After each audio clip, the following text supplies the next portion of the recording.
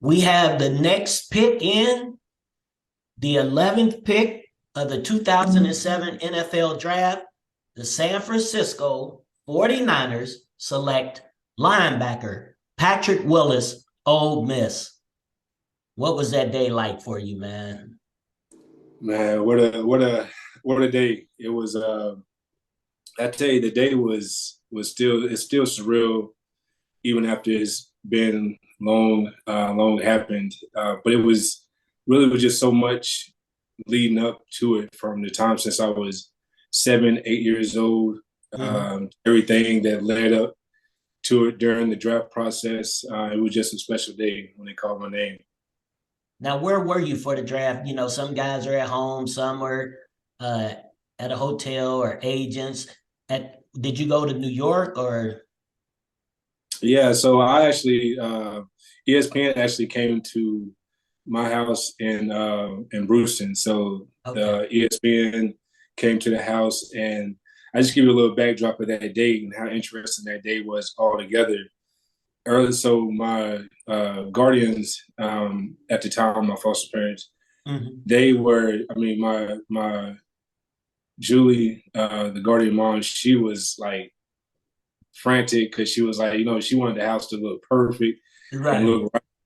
She couldn't really find and she had to find it. We had just had too long. Just got into that. We had just moved to a new place other than the one we had stayed in when we had moved with them.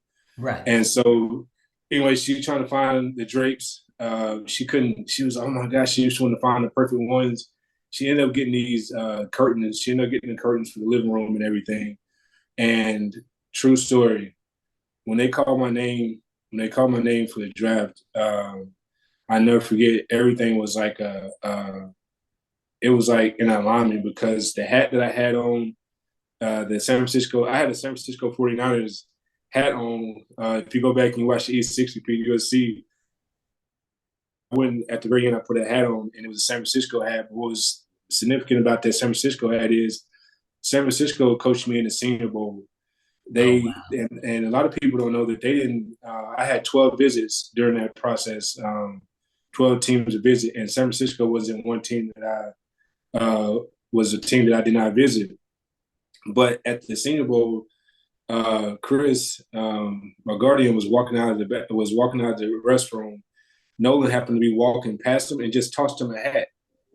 And so the hat that I had on that draft day was the same hat that way back in January Nolan just happened to toss to him. Mind you, I didn't have no visit with Right. them throughout the whole process. They wouldn't even really. I almost went.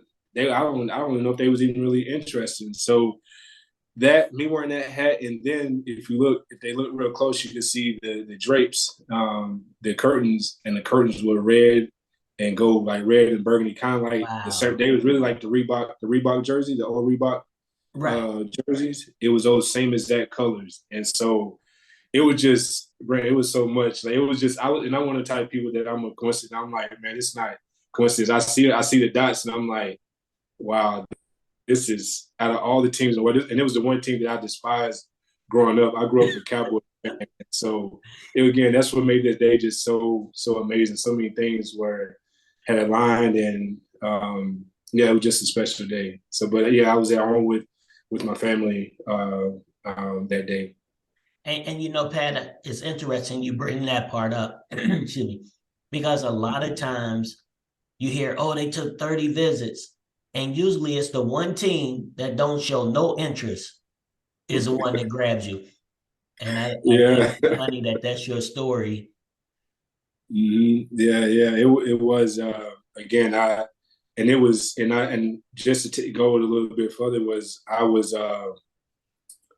remember just saying to myself like, man, there are a couple of teams during the process. Whether you were trying to find the agent, and most importantly, you were looking for the financial advisor. When I was looking for a financial advisor, every time I met with one, they would do the two places that they would always use would be California and New York being like the highest tax brackets and Right. all that.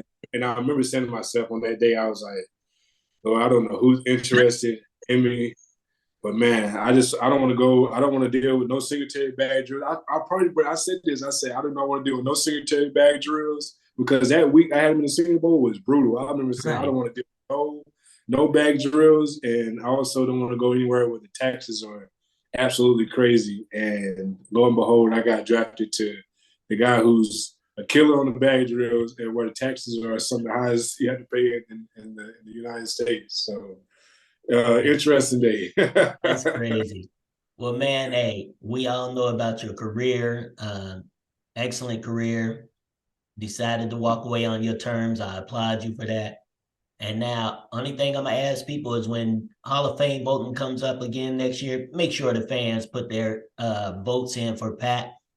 Man, you've been a great dude. Once I met you, we became friends, and man, I just appreciate everything you've done for me, man. It's definitely been a blessing. Man, Brent, back at you. I like to say, man, you are a reflection. What you see in me is what I feel in you, and it's a mutual feeling, and very, very honored to know you, and the person I even got to know you through, even greater. So again, I'm the type of person that I believe in when the paths cross, they cross for a reason, and they did with us, and here we are many years later, and just honored. So thank you for having me. Oh, most definitely, man. So thanks again for taking time out, and much continued success. Hey, back at you, Brent. I appreciate it. Thanks, Pat. Appreciate it.